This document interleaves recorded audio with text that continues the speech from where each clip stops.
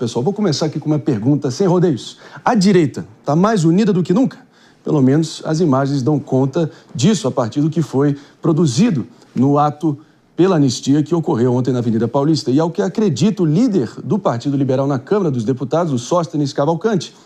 Ontem, como a maioria de vocês com certeza percebeu, a Avenida Paulista foi palco da mais recente manifestação a favor da anistia pelos presos ali envolvidos no 8 de janeiro. E segundo o monitoramento da USP, já polêmico sempre, né? 50 mil pessoas teriam se unido ao presidente Jair Bolsonaro e diversos aliados, incluindo governadores de 7 estados. Eu acho que aqui já tem um ponto central, pessoal, porque mostra que a adesão em comparativo com Copacabana foi maior. Muito provavelmente um dos fatores decisivos, já vou acionando nosso telhado que estava lá presente, por essa adesão de governadores de estado de diferentes matizes ideológicos, diferentes graus de alinhamento político-ideológico com o próprio presidente Bolsonaro. Concorda? Bom dia, André. Bom dia, meus amigos aqui da bancada, todos que nos acompanham nas plataformas. Exatamente. Ontem ficou muito claro o recado, ao meu ver, da direita toda unida em prol do que a gente colocou como pauta principal na manifestação, que é a justiça. Acima de tudo, a gente não buscou nessa manifestação enaltecer a figura de um político ou de alguns políticos. A gente procurou levantar a grita da visibilidade para que hoje o brasileiro tenha como consenso, que é justamente a anistia aos absurdos, a desproporção das penas, ao que a gente tem vislumbrado no dia a dia em relação aos presos e aos condenados do 8 de janeiro. E acima até da quantidade de pessoas que estiveram lá na Paulista ontem, eu estive lá acompanhando desde a manhã toda a comitiva do governador Tarcísio, do presidente Bolsonaro.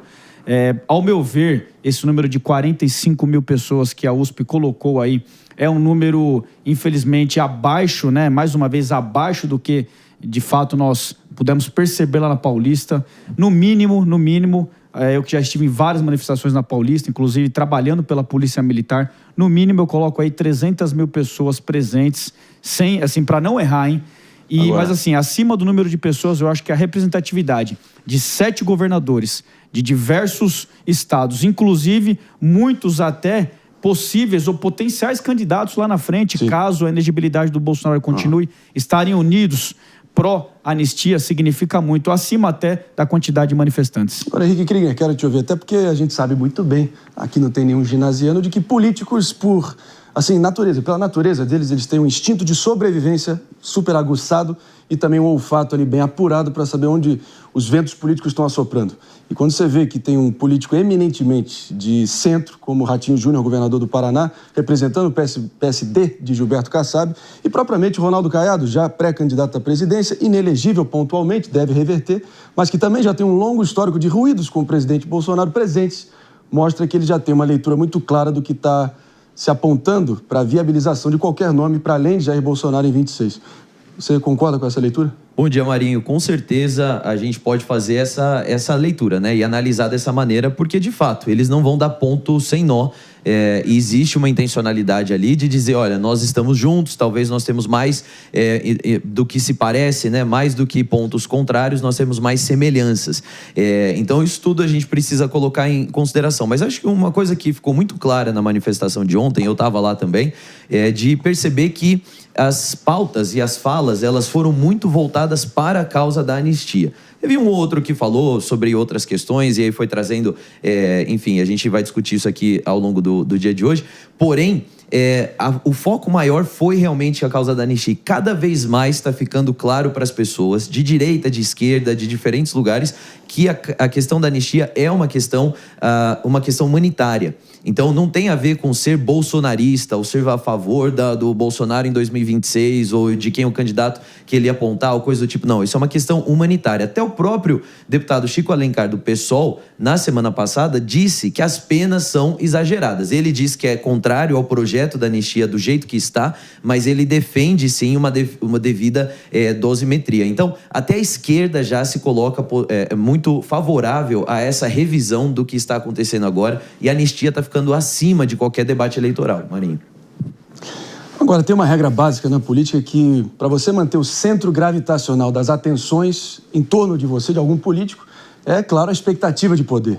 Não faria nenhum sentido para o presidente Bolsonaro nessa altura do campeonato já dá como favas contadas a condenação dele. Isso naturalmente o desidrataria e abriria ali já o flanco para todo mundo querer se apoderar dessa posição como sucessor ou líder maior da direita ou intérprete do eleitorado de direita para o ano que vem.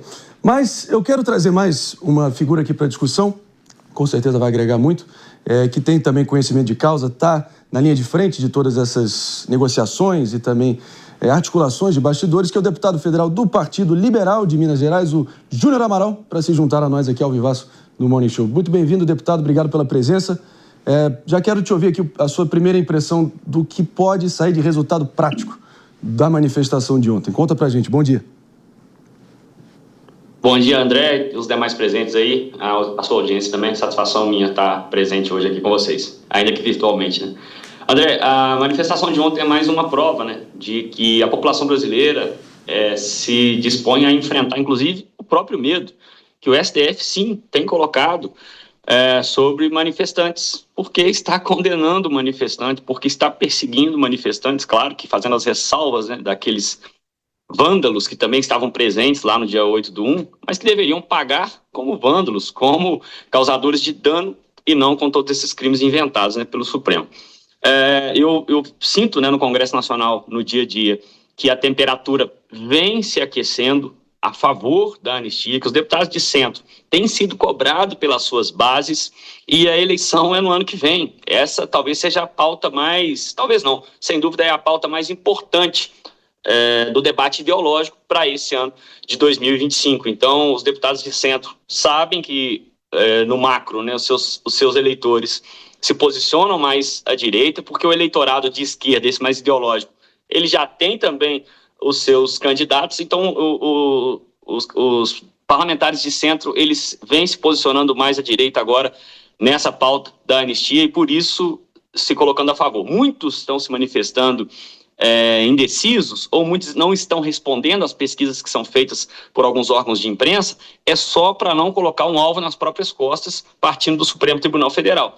Já conversei com alguns nessa situação, mas que na hora certa, que for pautada a anistia, e eu espero que isso aconteça em breve, já nas próximas semanas, eles vão voltar com a gente e a gente vai conseguir aprovar com facilidade. Mais fácil aprovar do que ser colocado em pauta.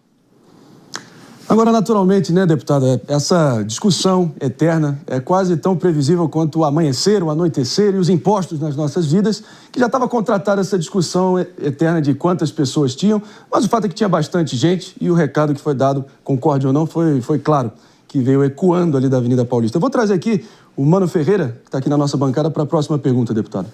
Bom dia, deputado. Nos discursos em favor da anistia, sempre surgem os personagens que são pessoas populares, pessoas simples, que eventualmente estavam no meio da manifestação do 8 de janeiro e estão presas ou acabaram pegando penas que muitas pessoas leem como desproporcionais. Mas no projeto de lei da anistia em si, eu tive o cuidado de ler, ele abrange, ele amplia a anistia para qualquer envolvido em qualquer evento que esteja relacionado com o 8 de janeiro, seja antes ou depois do acontecido. E a gente sabe que a Polícia Federal, o Ministério Público, fizeram um correlacionamento entre as tentativas de golpe eventuais que estão sendo apuradas pelo Judiciário e o 8 de janeiro. Ou seja, a gente não está falando, no fim das contas, de um projeto que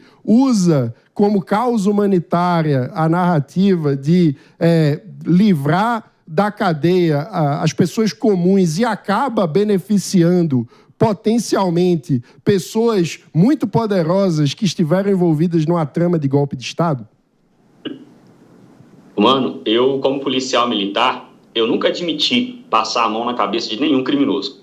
O que está em jogo, nesse caso, é a desproporcionalidade e a invenção de crimes, isso, nesse caso, para uma parcela dessas pessoas, né? Muitos que estavam ali, como eu já disse, apenas se manifestando e acabaram sendo jogados no bolo. Não houve individualização de conduta, houve um excesso para aqueles que foram só. Quando eu digo só, comparado ao que estão tentando imputá-los, tá? Quando digo só vândalos, né? Depredadores. Eles deveriam pagar uma pena proporcional a estes crimes. Mas a partir do momento que Pelo menos todos os que eu tive a oportunidade de analisar caso a caso, têm exageros, mesmo os que cometeram algum tipo de crime.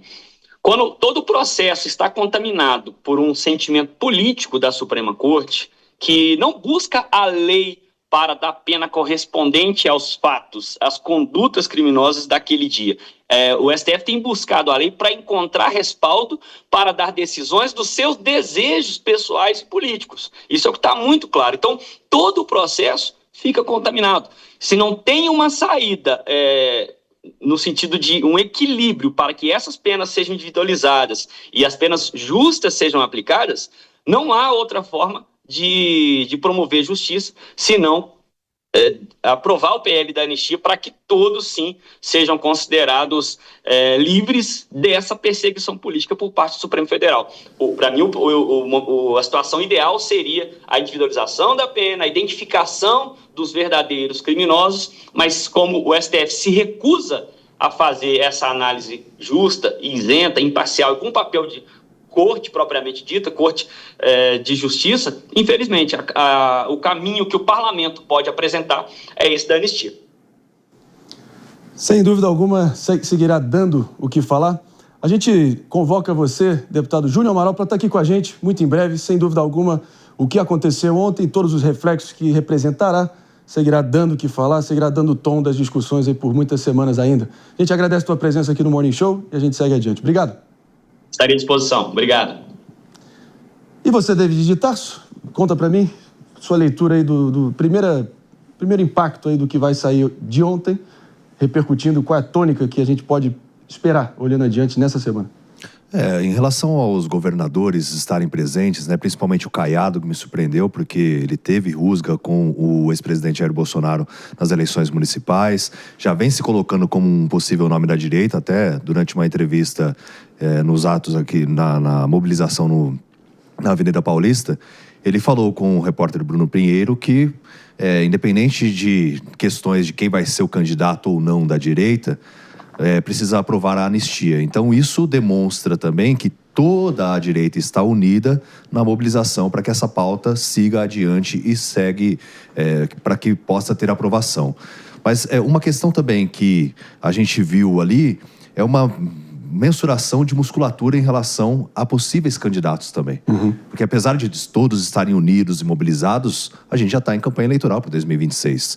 Isso é demonstração de força, demonstração de quem realmente ganha o palanque e de quem tem um discurso mais afiado para mobilização e até mesmo para atrair mais pessoas como potencial ali, já nomes surgindo, né, de quem efetivamente será caso siga a inelegibilidade de Bolsonaro. Mas que fique claro aqui que o único governador de estado de todos os presentes que teve ali um momento próprio para poder se manifestar foi o governador de São Paulo, Tarcísio de Freitas, talvez como cortesia pelo fato de que ele é governador de onde estava se desenrolando, obviamente, as manifestações, mas também sem nenhuma ingenuidade aqui, porque por toda a lealdade que ele demonstrou ao longo de todo esse tempo, por ter sido o ministro conhecido como ministro das boas notícias durante o governo Bolsonaro.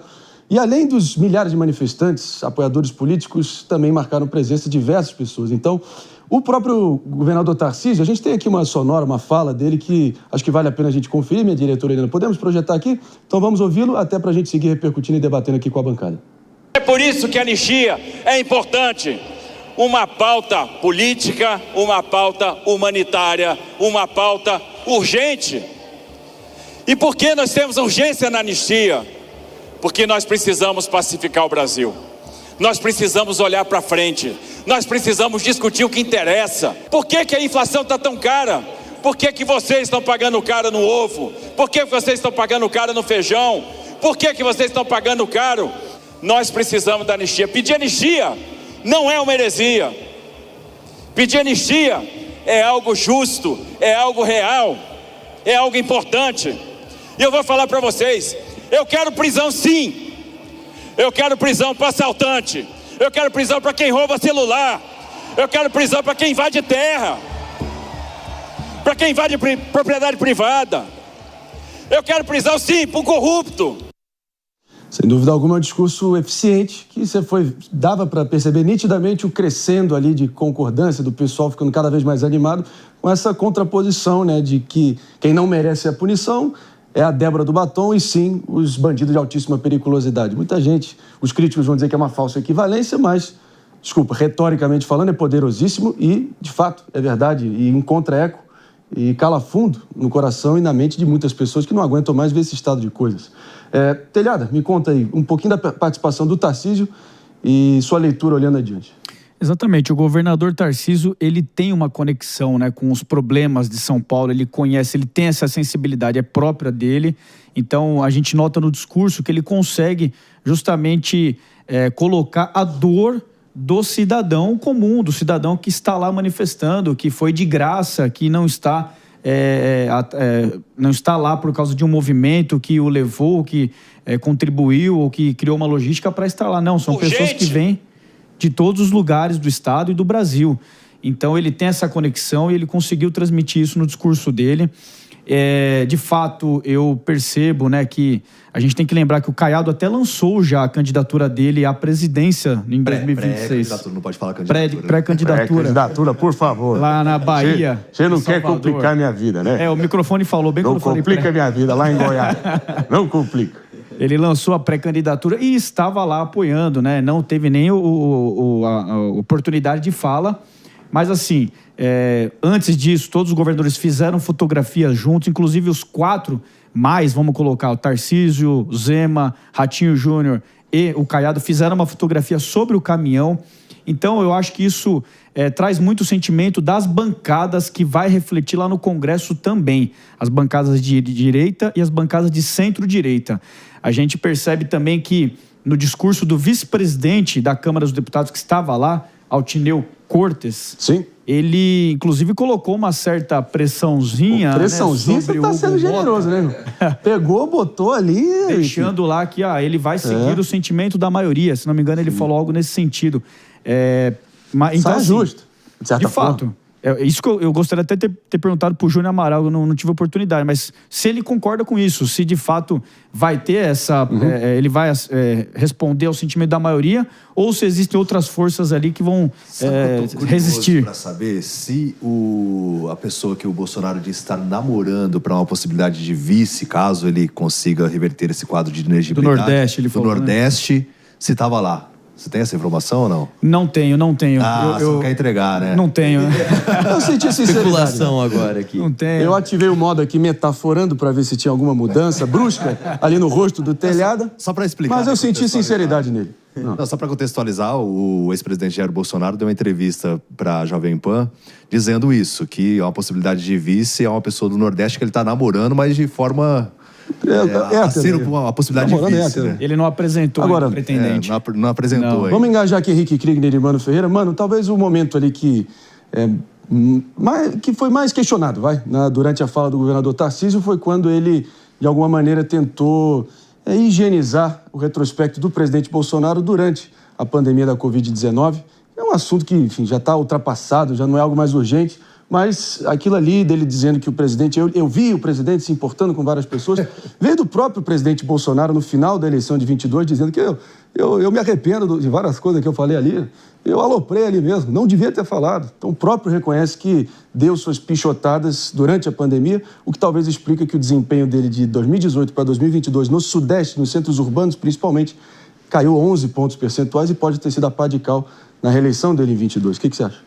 A gente no Brasil se acostumou a ver uma espécie de reescrita da história sendo naturalizada pelos grupos políticos. Então você olha para a esquerda, as pessoas dizem que toda aquela roubalheira que a Lava Jato expôs era tudo uma conspiração da CIA para pegar petróleo da Petrobras. Você olha para a direita e até o governador Tarcísio diz, não, o presidente Bolsonaro era uma pessoa muito preocupada durante a pandemia, quando o próprio Bolsonaro já admitiu diversas vezes que ele estava aloprado, que ele estava alucinado no contexto da pandemia. Foi uma condução terrível, foi algo que piorou a forma como o Brasil estava lidando com aquele desafio gigantesco e de difícil solução que era a pandemia. Bolsonaro, a verdade é essa, não foi um líder à altura do desafio da pandemia e todo mundo reconhece isso. É uma questão de não querer tapar o sol com a peneira, né? É uma questão de não santificar seres humanos que naturalmente erram. E, naquele caso ali, é muito complicado dizer que o ex-presidente Bolsonaro não errou grotescamente no contexto da pandemia. Então, na minha visão, o Tarcísio, nesse caso, se mostra como mais um na política brasileira, que, ao falar sobre o histórico do seu próprio grupo, tenta reescrever a história. Acho que agora, eu vou só trazer aqui uma mudança de ângulo aqui. A gente já vai seguir repercutindo muitos outros, enfim, desdobramentos e possibilidades aqui que a gente faz questão de trazer para vocês. Agora, Henrique Kriegner, o Brasil tem toda uma história onde a anistia é uma constante, né? O próprio governador Tarcísio foi muito, enfim, preciso em citar toda a trajetória, enfim, histórica nesse sentido, citando Juscelino Kubitschek, Getúlio Vargas, o próprio imperador Dom Pedro II, e mostrando que também o general João Batista Figueiredo, ali em 79, inclusive gerando uma anistia ampla, geral e restrita para pessoas que se envolveram em ações armadas, intelectuais e políticos exilados naquele período durante o regime militar. E claro que talvez o que é novo dessa vez é, para muitos, esse ânimo persecutório de ir atrás, tentar assim, aniquilar o seu oponente político derrotado no momento para poder dar uma espécie de troco histórico e poder, enfim, virar a mesa nesse sentido. E aí, você entendeu, você concorda com o ângulo que ele estabeleceu? Com certeza, com certeza. A anistia é um instrumento constitucional, então ela não é inconstitucional por natureza, é um instrumento previsto na Constituição, mas tem uma restrição. Ela não vai se aplicar para crimes de tortura, não se aplica para crimes de terrorismo e alguns outros. Nenhum desses são os que estão sendo enquadrados ali com o pessoal do 8 de janeiro. Então, a anistia cabe nesse caso, com certeza, e como o governador falou, foi utilizado sempre como instrumento de pacificação do país. Quando você percebe que existe uma punição sendo realizada para pressionar determinado grupo político, então entra com a anistia para trazer essa pacificação. Não favorece a impunidade, não é passar pano em cima, na cabeça aí de ninguém. Sim. É sempre usando esse instrumento constitucional. É perfeitamente jurídico. Agora, o que é importante de trazer também é que as pessoas às vezes confundem e misturam, porque a própria denúncia da PGR, também os processos, enfim, acabou colocando tudo no mesmo balaio, que é aquela operação do punhal amarelo, os militares que têm os áudios dizendo, falando, conspirando contra a vida e etc. Sim. Isso não é contemplado pelo PL da anistia. Por quê? O PL da anistia deixa claro que qualquer crime de violência grave, atentado contra a vida e outros, esses não são contemplados pela anistia que está sendo proposta. Essa anistia que está sendo proposta é para as pessoas que estavam ali na rua e elas sendo pegas ali fazendo vandalismo ou coisa do tipo, isso é um outro tipo de punição que também não é contemplado pelo PL da anistia. O PL da anistia... Brechas, hein? Mas o PL da anistia tem brechas porque o texto fala que qualquer atitude correlacionada com os atos do 8 de janeiro, seja antes ou após o 8 de janeiro, seriam contempladas pela anistia. Mas deixa claro a questão da violência grave. Coloca ali os crimes de atentado contra a vida e violência grave não são contemplados pelo PL da anistia. E aqueles áudios conspirando, se reais ou não, conspirando, planejando morte, isso é violência grave. Eu acho muito interessante a gente talvez medir aqui, Capitão Telhada e David de Tarso, um pouquinho da trajetória da opinião pública no último ano, né? Há mais ou menos um ano, pessoal, pesquisa do Datafolha, insuspeito de qualquer simpatia bolsonarista, apontava que mais ou menos 2/3 dos brasileiros viam o 8 de janeiro muito mais como vandalismo do que propriamente uma tentativa de golpe. Acelera na linha do tempo, mais ou menos dezembro do ano passado também, pesquisa do mesmíssimo Instituto, apontou que apenas 1/3 dos brasileiros apoiavam a anistia. Ou seja, naquela altura, os brasileiros pareciam guardar uma coerência maior, né? Porque as imagens do vandalismo, da depredação, da baderna, da desordem, do caos do 8 de janeiro estavam muito vivas e aquecidas ali na memória de todos. Para muitos ali, então, não era golpe, mas ainda merecia uma punição clara pelo que aconteceu. Mas parece que, eu quero te ouvir, Capitão Telhado, essa adesão dos governadores com o instinto de sobrevivência deles, o faro político deles, e o caso Débora também, acho que escancarou porque colocou rostos e vidas em jogo. Quando você começa a personalizar e dar um senso de, para materializar na cabeça das pessoas os abusos do judiciário, parece que foi aí que houve uma grande mudança. Até porque o grande símbolo ontem eram os batons em riste, o batom virou um grande símbolo desse movimento. Tanto que a Michelle Bolsonaro a plenos pulmões, mandou até todas as mulheres presentes a erguerem os batons delas. Sim. No momento que a gente está de volta também para quem está nos ouvindo, repercutindo ainda tudo que aconteceu ontem na Paulista e o que representa para o tabuleiro político com o capitão Telhada. Você concorda que talvez foi caso Débora e a adesão dos governadores que pode estar virando esse sentimento pró-anistia? Sem dúvida nenhuma. Quando você tira a questão dos números frios, né? Existem 1.000, 1.200, 1.500 pessoas presas e começa a dar nome, começa a explorar cada pessoa que é mãe, que é esposa, que é pai, enfim, você personaliza e aí existe uma criação de empatia por aqueles que estão assistindo, acompanhando o caso, cada um vivendo a sua vida ali, ganhando o seu dia a dia, mas começa a prestar atenção e falar, pô, está acontecendo com essa pessoa, eu posso ser uma futura vítima. E quando o governador Tarcísio fala que pedir anistia não é heresia, é porque, André, nós que somos conservadores, somos de direita, nós somos legalistas, de fato. A gente ama a lei e a gente acredita, sim, que a prisão é uma ferramenta para a ordem pública. Porém, o que acontece hoje é uma desproporção total. Então, nós, da direita, conservadores, falando em anistia, inicialmente parece uma questão estranha, mas quando a gente analisa tudo o que está acontecendo, a gente percebe que é o único remédio para trazer justiça a tudo o que está acontecendo diante do STF, diante dessa desproporção, dessa narrativa que acabou adotando o tom político. E é sobre esse tom político, né, David? Eu quero te ouvir aqui também, porque na medida que isso se torna ali o fato, assim, o que gera mais ânimo ali na direita conservadora hoje em dia, claro que essa toada aí rumo ao PL da anistia, muita pressão ali no presidente Hugo Mota, por vários dos palestrantes ontem, para talvez ele cumpra o combinado, né? Porque ele ensaiou ali durante a eleição dele que talvez tocaria a agenda do governo Lula adiante na agenda econômica e talvez, enfim, avaliaria e levaria adiante o PL da anistia para a oposição. Mas não está longe de ter qualquer consenso nesse sentido. Pesquisa da Genial Quest também dá conta que 56% das pessoas ainda não estão a favor desse PL da anistia, tratando com indiferença ou com desdém. Por outro lado, outro dado que acho que vale a pena a gente repercutir aqui é que, de acordo com a mesma pesquisa, instituto sério, 67% dos entrevistados acreditam que Jair Bolsonaro deveria abrir mão da candidatura. Mas ele segue a risco o mesmo playbook do presidente Lula em 2018, levar a candidatura dele até o limite do limite do limite para manter ali o interesse e o domínio dele sobre todas as articulações. Concorda? Por mais que o governo Lula esteja enfraquecido com diferentes questões, né, que tem enfrentado, como inflação alta, preço dos alimentos, enfim, a gente já destaca várias delas no nosso dia a dia.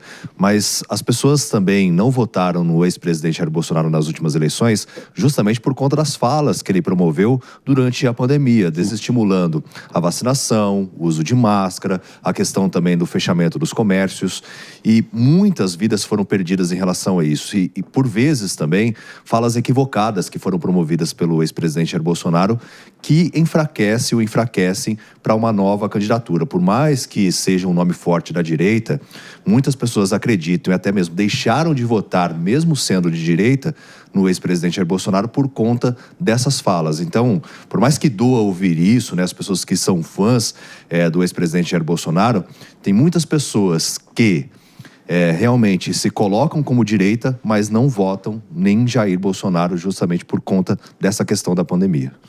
Impressionante esse fosso, né, da opinião, esse abismo, né, de quais são as visões, de como o Brasil deveria lidar com os seus problemas do presente e também olhar para o futuro, né, mano? Parece que há uma desconexão, sim, brutal, planetas diferentes orbitando no mesmo território e é uma analogia, né? Parece que é o pátio de uma prisão. Ou você se junta a uma das gangues e quem ousar cruzar para o outro lado teria a cabeça ceifada. É um pouquinho retrato do momento que a gente vive e uma desconexão total absoluta das pautas animadoras. Né? Não, e quando a gente olha esse tipo de pergunta, né? Você pergunta para o brasileiro, você acha que o presidente Lula deveria ser candidato novamente? A maioria diz não. Você acha que o ex-presidente Bolsonaro deveria ser candidato novamente? A maioria confortável também diz não. Ou seja, a gente está preso como país numa armadilha, onde parece que só existem duas personalidades num país de 200 milhões de pessoas que podem ter condições de liderar o país, quando a maioria dos brasileiros está cansada dessas lideranças e gostaria que o país tivesse condições de passar a página. Acontece que a maioria dos políticos só olha no curto prazo, naquilo que parece o caminho seguro. Falta liderança com capacidade de mostrar que um futuro diferente é possível. Então, ninguém articula a construção de um novo polo, de uma nova alternativa que deixe para trás esse passado que já não entregou resultados como o país precisava e a gente fica preso eternamente nessa armadilha. Mas esse que é o ponto, né, também. Os políticos, às vezes, falta uma posição mais enérgica mesmo de falar assim, ó, eu sou o nome, vou seguir até o fim, e por mais que o Bolsonaro goste ou não, eu vou seguir adiante. Porque não tem esse nome hoje enfrentando. O Caiado seria uma possibilidade, né? Que até teve algumas rusgas com a linha atual dele, mais ou menos, é essa. Vamos ver se se sustenta. Mas, vamos ver. Sim, aí se coloca... Mas foi pedir a benção ontem, né? A participação no evento de ontem é pedir a benção.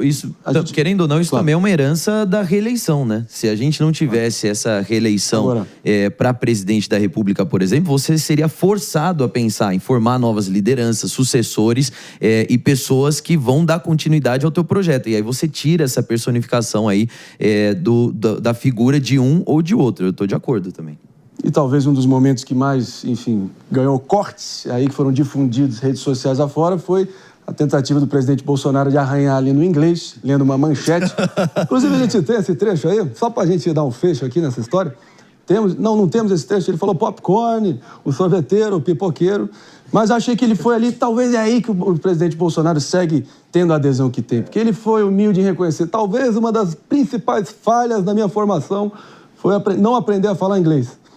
E aí mostra a humildade e ele até ganha simpatia, por mais que ele dê o momento João Santana dele ali, mas acabou que muita gente tem certeza que até simpatizou com a fala dele ali. Mas é frágil também, a oposição usando isso, não sabe falar inglês, meu... Não, eu tô falando... será que isso é um culto à mediocridade, de você nivelar por baixo? A gente vive no Brasil há algumas décadas isso. Não é isso? Mas falando em oposição, os posicionamentos da oposição na rede social também foram todos Juquinha, né? Juquinha? Juquinha, sem sentido nenhum, porque tentando descreditar o movimento que foi feito na Paulista ontem. Peraí, 2 semanas atrás foi feito um movimento da esquerda contra o PL da anistia e teve 10 vezes menos pessoas lá apoiando, né, ou não apoiando a anistia, do que nós tivemos ontem na Paulista. Para eles quererem ridicularizar o movimento. Outra coisa, existe plano sim, eu acho que existe posicionamento. O posicionamento da direita é, plano A, Jair Bolsonaro é candidato a presidente em 2026. E todos são claros nisso. Tarcísio é claro nisso, todos que estavam lá presentes têm esse posicionamento. Então, mas aí que pode sofrer uma derrota, né? Temos aqui, só para a gente dar um fecho aqui e também botar aqui num comparativo os postulantes a eventual sucessor de Jair Bolsonaro como intérprete ou representante mor da direita no ano que vem, caso ele se mantenha inelegível, agora que está réu, muita gente apontando a condenação dele e até a prisão dele, palavras do próprio deputado Nicolas Ferreira como algo até iminente. Vamos aqui dar uma olhada que a gente está projetando na tela. Caso o ex-presidente não dispute a eleição em 2026, quem seria os preferidos ali para sucedê-lo? Michele Bolsonaro despontando na frente, 23%, 21% logo atrás o governador de São Paulo, Tarcísio de Freitas, Eduardo Bolsonaro com 14% e o Pablo Marçal logo após, figurando ali no 4º lugar com 11%. Ratinho Júnior, de todos os governadores, talvez que o Jair Bolsonaro publicamente mais teceu elogios e fez acenos assim concretos na direção dele. Próprio governador de Goiás, Ronaldo Caiado, o governador mais bem avaliado, mas só no território de Goiás, com 4%. Pois é, a eleição é para presidente, né? Tem que combinar com todas as regiões. E Romeu Zema também com 4%. Claro que nenhum, 9%, rechaçando qualquer um desses como um eventual sucessor de Jair Bolsonaro, 9%, e não sabem 7%. Não julgo esses 7% porque realmente há muitas dúvidas no ar. Mas acho que o retrato está claro. La família em primeiro lugar, sempre, né? Bom, lealdade na política é um traço e outra até coisa, muito existe valorizado. Sucessão, né? Claro. A gente percebe que existe uma sucessão possível. E o outro lado? E o outro lado? Não tem ninguém. O PT é que nem sombra de mangueira, não cresce nada embaixo, já diria Ciro Gomes sobre o petismo.